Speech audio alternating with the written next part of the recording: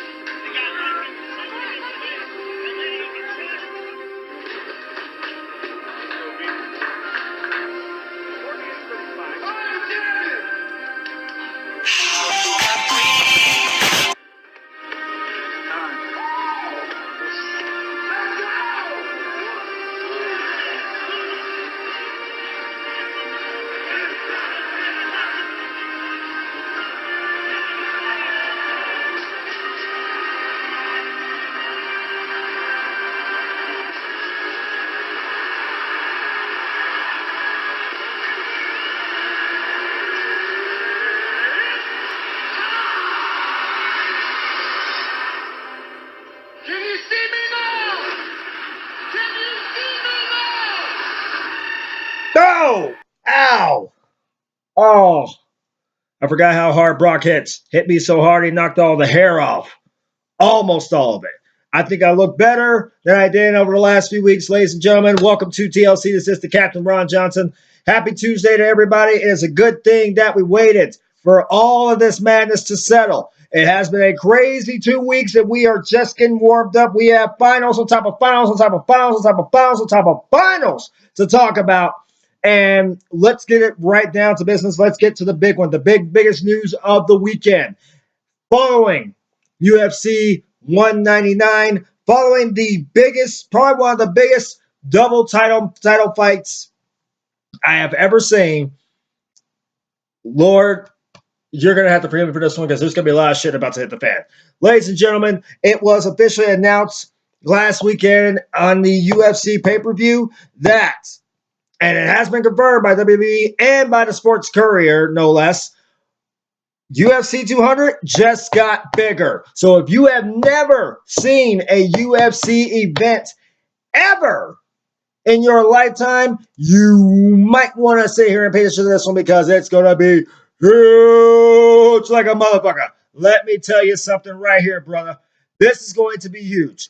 UFC 200 already had Daniel Cormier taking on John Jones for the second time, and this time for the light heavyweight championship. We will literally find out for sure who really is the best in the world and what they do in that division. And we will find that out beyond a shadow of a doubt coming up at UFC 200. Now, that's not the other thing. The biggest news. Now, obviously, Misha Tate taking on Amanda Nunes. That's good. That's good for business. Don't get me wrong. That right there, that's good for business. But that's not what the world is talking about when it comes to UFC 200. Well, obviously, the biggest card in UFC history is going to be it's going to be fucking mental. Let me just run down some of the names of some of the guys that are going to be fighting on this card. Jim Miller will take on Takanori Gomi. Now, everybody who knows Jim Miller knows how much of a badass he is, and Takanori Gomi is no pushover, so remember that. We'll also see Diego the Nightmare. He is finally, once again, the Nightmare Sanchez, taking on Joe Lazon, a little couple of Ultimate Fighter veterans going toe-to-toe in that one. We will also see TJ Dillashaw go up against Rafael Asensio. Now that right there is just made for business because TJ Dillashaw is a certified badass. We'll see former welterweight champ Johnny Hendricks taking on Kelvin Gastelum. And we'll also see the official undisputed debut of Kat Zingano as she takes on Juliana Pena. And actually, let's just put it as bluntly as possible. I don't give a damn who Kat Zingano is until you actually prove beyond shadow. You can't sit here and go out in your first fight in UFC and say that you're not going to call out Ronda Rousey and then 24 hours later decide to start running your mouth like there is no tomorrow. You don't do that. You either show up or you step off. It's bottom line. Plain and simple. Kat, shut up until it happens. But we have reason to believe that this is more going to happen in the Garden because Miesha Tate and Ronda Rousey are now officially on a collision course for that big epic title fight before New York, leading up to Kat Zingano taking on Rowdy Ronda Rousey. Plus, former UFC heavyweight champion Cain Velasquez will take on Travis Hopper Brown. Another one of those crazy off the walls. This is going to be pretty much a Samoan night, so to speak, as the co-main event pretty much is. I mean, you got to be pretty big to sit here and get bumped. And Jose Aldo, former champ, Jose Aldo will take on Frankie Edgar in an interim featherweight title fight. Frankie Edgar's been waiting for this moment, this opportunity for a long time, and I think he has what it takes to take out Jose Aldo. So do not get me wrong on that one. On top of that, we will see current champion Miesha Tate defending the title, not against Holly Holm, not against Kat Zingano, and not against Ronda Rousey. She'll be taking on Amanda Nunes. Now, this is no disrespect to Amanda Nunes, but the bottom line is that there's a reason why Miesha Tate is nicknamed Cupcake. Because that's exactly what she is as a champion, a cupcake champion. Amanda Nunes should beat Miesha Tate without a reasonable doubt. And bottom line, I'm hoping she gets it done. And as good as Miesha Tate is on submission, I think Miesha Tate has a weak chin, and I think it will get exposed in this fight. Now, originally, Tane Nunes was the co-main event of this evening, of this big, epic motherfucking card. That has changed, ladies and gentlemen. That has changed for two reasons. Well, actually, one big reason. The main event of this evening will be Daniel Cormier defending the light heavyweight championship against John Bones Jones, and probably a fight that should not even be fucking happening right now. This is literally proof that Dana White literally is jerking John off, or John's jerking Dana off. Either way, it doesn't matter. John Jones should not be getting a shot at the light heavyweight title after one fight. There's no reason for it, but it's happening. So we're just gonna sit back and enjoy the ride. Now, Cormier easily beats Jones. All's right in the world. But if John Jones beats Daniel Cormier, do we put an asterisk next to it for all the partying that Johnny was doing after this damn thing? I want y'all to think about that for a minute. In fact, Dana White, you need to think about that because, quite frankly, you're the one who's going to be on the hot seat because I am coming after your ass. I don't even care what they tell me. I don't care how much they tell me that I can't talk smack about UFC. I don't care if they say I can't talk smack about the NHL, the NFL, the NBA, or the NHL, or Major League Baseball. I don't give a damn. I will talk about whoever the hell I want because I am the only fucker on the planet who's got the balls to actually say what he wants to say about every single boss in the sporting leagues and not give a damn who they're trying to send. Send your lawyers. I'll punch them all in the mouth and send them back looking kind of like one of your fighters after a crazy-ass fight. Moving on. This fight actually doesn't matter. It's the big main event that is coming. You saw it at the beginning of this broadcast. It is official, ladies and gentlemen. Mark Hunt will be in the co-main event And his opponent, the Super Samoan, will take on the Beast, the Conqueror, the Mayor, President, Governor, Senator of Suplex City, Brock Lesnar. That's right, folks. Brock Lesnar is back in the UFC. He will literally fight at UFC 200 against Mark Hunt. Can you ask for something bigger and better than that? Bottom line is that this is going to be probably one of the best moments that UFC ever asked for after all the black clouds that have been swirling over UFC over the past couple of months. This is the fight that the world's been waiting for, and I, for one, cannot wait to see Brock Lesnar back in the UFC. It's going to be epic no matter what happens. And he's healthy. He says that he is healthy. He is healthier than he has ever been in his entire wrestling and UFC career.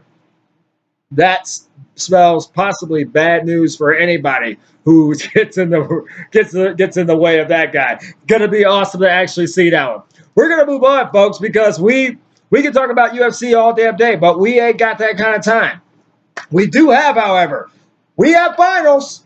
And I'd like to send a special salute out to my boys, the St. Louis Blues, for one hell of an epic battle as they literally brought it. They sung it and they brung it, but they came up short in the Western Conference Finals. And I'm going to salute the St. Louis Blues. I will, however, not salute the San Jose Sharks. And anybody who knows me knows better. I'm not going to sit here and salute the enemy. I'm not going to shake hands with the enemy. I'm going to punch the enemy in the mouth like I would usually do. In any event, the Sharks and Penguins were in the Stanley Cup Finals. The Penguins are now 1 win away. That's right, folks. The Pittsburgh Penguins lead the series 3-1 after a, ironically enough, 3-1 victory last night over the Sharks. They are 1 win away from hoisting up the Stanley Cup, and they will try their hardest to get it done on June the 9th. This coming Thursday, the Penguins go for broke. Bottom line, no better place to win it than in your own backyard. And what better place to do it than in Pittsburgh? Ladies and gentlemen, that's just the tip of the iceberg there. We literally got more shit to go through. The NBA Finals also started up earlier this week. The Golden State Warriors and the Cleveland Cavaliers, Part 2. Something about sequels seems to be the theme with 2016, so I guess we're just going to take the ball and run with it. In any event, this is what it looks like right now. The Cleveland Cavaliers have not shown up to the NBA Finals. Again, they're literally down 0-2. They've literally given up over 100 points per game in the NBA Finals to the Golden State Warriors, and that is even with the Splash Brothers sucking like there is no tomorrow, and the Cavs could not get it done. They are now down 0-2. They will start up play again coming up, games 3 and 4 in Cleveland. And we don't really know exactly what's going to happen, but quite frankly, we don't care. We pretty much already knew the Warriors were going to be the dominant team in this entire thing. And as much as everybody's sitting here saying, relax, we got this. There's nothing to worry about. Come on, guys. You know how we are. We'll freak people out like there's no tomorrow. Well, let's find out exactly how they're going to do when they're in their own backyard tomorrow night for Game 3 and then back in there on Friday for Game 4. Is it just basically a little fluke thing, or is it flat out the Cleveland Cavaliers just ain't that good and LeBron is that much of a choke artist? I'm just asking these questions because, quite frankly, there are some things I want to know. And these bottom line is, that's what it basically comes down to, folks. It comes down to who's got it and who don't got it. And right now, the Cavs, they ain't got it. Kelly Cup Finals also are starting up. Ladies and gentlemen, the Kelly Cup Finals, I mean, it's literally, with the exception of the Warriors, 3 of the 4 finals literally can be finished up before this week is over. The Warriors can finish off the finals if they sweep.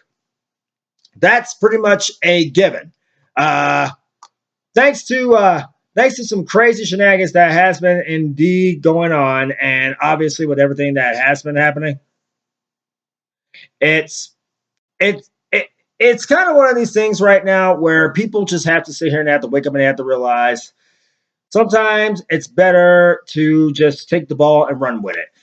Big salute goes out to former Colorado Eagle Chad Costello, who is currently with the Allen Americans, and now the Americans are one win away after an OT win from actually clinching their second straight Kelly Cup championship.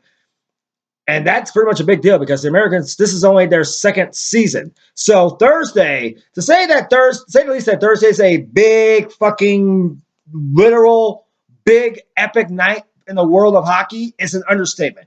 The Allen Americans have a chance to clinch the ECHL championship, the Kelly Cup, on Thursday night. At the same time, the Pittsburgh Penguins will have the opportunity to clinch the Stanley Cup of the National Hockey League on Thursday night. So, to say the least, Thursday is going to be huge. Not to mention, of course, you got SmackDown going through that final stretch. We'll get to WWE in just a moment. We have one more to go through, and we apologize profusely because we have been slacking, and we apologize for it. Lake Erie and Hershey did clinch their respective conferences. East and West are in the Calder Cup finals. Lake Erie right now is the only team that's basically looking to go for a sweep, with the exception of the Golden State Warriors of the NBA, but that's a whole nother story. The Lake Erie Monsters are now literally one win away after an OT win against Hershey, and Saturday they will look to clinch the Calder Cup. Hershey needs help. That's as nicely as I can honestly put it. The Hershey Bears, who literally dominated all the way through this whole epic episode, literally need some serious help.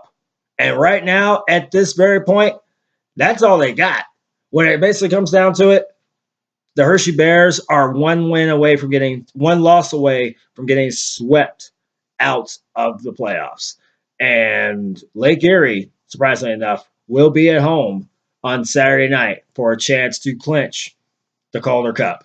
They have literally been unstoppable this entire postseason. They have gone 14-2.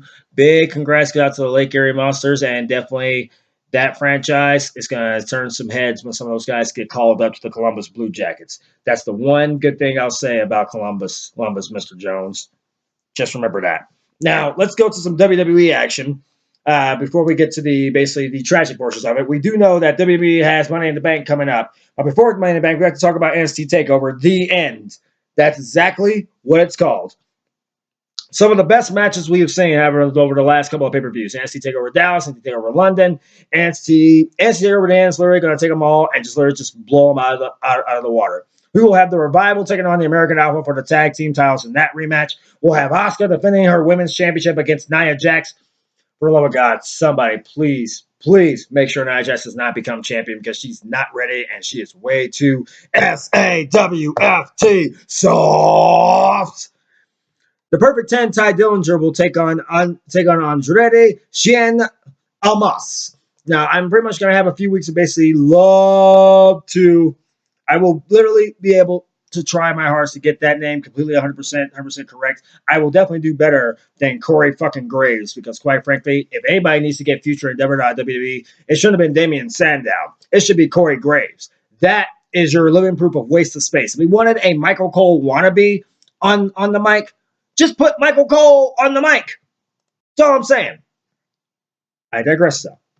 Shinsuke Nakamura will take on Austin Aries in probably a dream match that nobody ever saw coming and everybody's been waiting for. The winner of that most likely will be the next one in line to face the NXT champion, whoever that may be, which brings us to probably the biggest NXT championship match in history. This is the first time it has ever happened, and it probably will be the biggest match you have ever seen in your life. Samoa Joe, current NXT champion, will take on Finn Balor in a rematch from the incident in Lowell, Massachusetts, in which Samoa Joe became NXT champion. But this time, there's going to be no interferences, nobody to hold him back, nobody to back him up. It's going to be flat out. It's going to be the Samoa Submission Machine versus the Balor Club. Flat out, plain and simple, inside a steel cage. For the first time ever, NXT is going to go straight to the extreme in every sense of the word.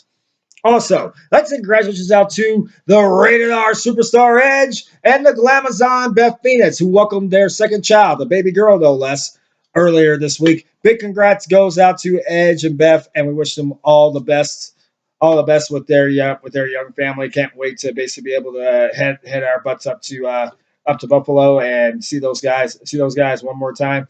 Hopefully they'll be having a new season of the Edge and Christian show. I totally reached the awesomeness because that show was pretty damn epic. A fatal four-way match was also announced this past Monday night on Raw, which also included the return of Mr. Thuggin' and Buggin' himself, Mr. Mac Militant himself, Teddy Long. Now, nobody knows why Teddy Long was there. He was trying to make a power play to basically become the guy on SmackDown. And by the way, anytime Teddy's pretty much there, you're either going to get a really funny-ass soundbite or you're going to get some really good matches. Tag teaming is pretty much Teddy's specialty. And he proved that by helping Stephanie McMahon make the biggest announcement for Money in the Bank, a fatal four-way match for the WWE World Tag Team Championships. It will be the New Day defending it against the Ford Villains, the Bullet Club. I said it. Bullet, Bullet Club.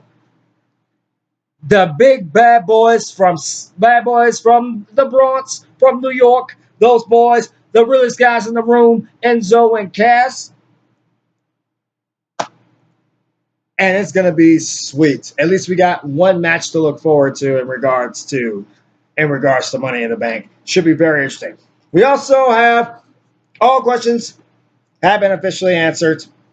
Shane McMahon is going to be running Raw. Stephanie made the announcement this past Monday night on Raw that she will take over SmackDown, which means she will be driving the new era into the new era, so to speak, starting July 19th. So the draft itself will most likely be happening the week prior to SmackDown's move to Tuesdays. So that would basically bring you Raw, SmackDown, and NXT, bam, bam, bam, back to back to back. So all you who's basically been trying to figure out how your schedules are going to be, now you know exactly how your schedules are going to be. You're welcome. Thanks for playing. Now we got all the fun stuff out of the way. There's always tragedy. So here we are in June 2016. We're only halfway through the year. So far, we've lost Doris Roberts from Everybody Loves Raymond, future WWE Hall of Famer Chyna, and of course, one of the greatest musicians of all time, and Prince. Now we probably have lost two of the biggest names in combat sports in a span of 72 hours. Earlier this week, we were confirmed. It was confirmed, and it has been pretty much talked about all week. The passing of one of the greatest boxing legends of all time, the man who pretty much gave Floyd Mayweather a job, who gave Conor McGregor the chance to talk the talk and walk the walk. We're talking about the great one himself, the greatest of all time, Muhammad Ali. And that was probably one of the hardest ones we've had to actually deal with. And we thought we were out of the woods. But then just last night, 24 hours ago, it was confirmed, courtesy of our good friends, Fred Rashani at the Sports Courier, that internet sensation and former UFC Bellator fighter Kimbo Slice passed away at the age of 42 due to heart failure. Now, those of you who are pushing the 40s and pretty much have not had your hearts checked out, you might want to get them checked. I plan on getting mine checked most likely in the next couple of months because of my rage and my anger, so I want to basically keep myself in check. That being said, we like to basically wish our deepest condolences to the Ali family as well as to Kimbo's family as well as his children. He was a guy who was indeed a fierce competitor with a gentle heart. He was practically, in all fairness, he was Bobby Lashley with a kick-ass beard. Soft-spoken, hard-hitting. He didn't go in there to talk you to death. He went in there to fight, and fight he did. And that being said, I honestly would like to see UFC do something that they probably haven't done ever, and that inducts Kimbo Slice into the UFC Hall of Fame right alongside Rodrigo, as alongside Minotauro Nogueira, because that's the perfect way to basically show your appreciation for somebody who fought and fought and fought to get to that moment, to be a part of the UFC. And the way that things have been going, there's a big giant collision course going on between the UFC and us journalists.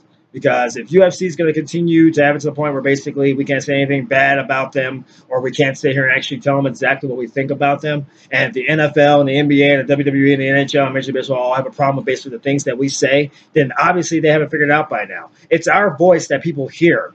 It's not the boring play-by-play guys that are up there sitting here trying to make 9 innings of baseball entertaining, or 4 quarters of a blowout game fulfilling, or even 3 periods of BS bullshit hockey enjoyable. So the bottom line is that in my case, as a guy who does writing and a guy who literally doesn't care who he offends and who he pisses off, I'm calling you out, Dana. I'm calling you out. Dana White, pull your head out of your fucking ass, you crazy balding son of a bitch.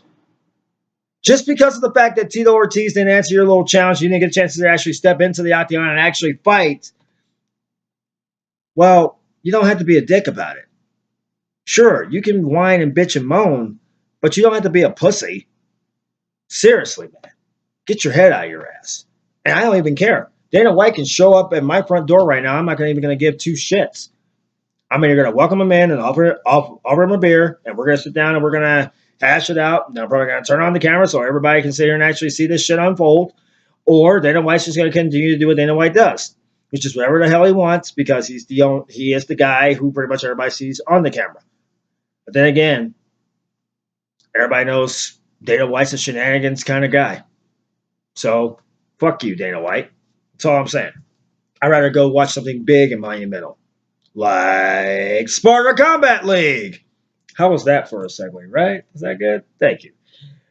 Ladies and gentlemen, we can make that official announcement now. We will make it official here and now.